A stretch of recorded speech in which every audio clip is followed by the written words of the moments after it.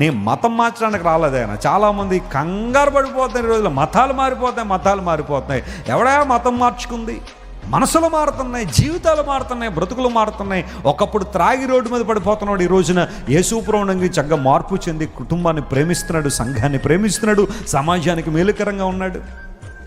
ఒకప్పుడు అక్రమంగా బ్రతికిన వాడు ఈ రోజున ప్రభువుని అంగీకరించి తన యొక్క శక్తి సామర్థ్యాల సమాజం కోసం వినియోగిస్తున్నాడే.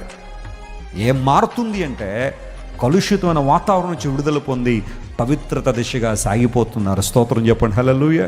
ఆచారాలు మారుస్తారు, సాంప్రదాయాలు మారుస్తారు, మా దేశాన్ని పాడు చేస్తున్నారు, మీరు మతం మారుస్తున్నారు అన్నాడు ఆయన. వినండి జాగ్రత్తగా. నేనేమన్నానంటే, లేదు మేము మతాన్ని మార్చము, ఆచారాలు సాంప్రదాయాలు మార్చము, మాకు బైబిల్ అలాంటి విషయం మీద ఆజ్ఞ ఇవ్వలేదు. ఆచారాలు మార్చమని, మతం మార్చమని, సాంప్రదాయం మార్చమని బైబిల్ చెప్పనే లేదు. మరి చెప్పకుండా ఇవన్నీ ఎలా మారుస్తున్నారు అన్నాడు కోపంగా.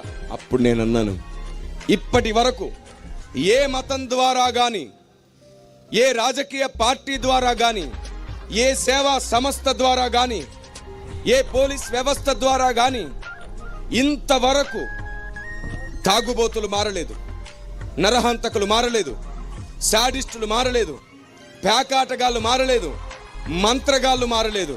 కానీ బైబిల్ పట్టుకొని ఎందరో దొంగలు మారారు, ఎందరో వ్యభిచారులు మారారు, ఎందరో నరహంతకులు మారారు, మంత్రగాళ్ళు మారారు, శాడిస్టు మగుళ్ళు మారారు, పేకాటగాళ్ళు మారారు. బ్రతుకులను మార్చిన గ్రంథం ఇది, మతాన్ని మార్చే గ్రంథం కాదు.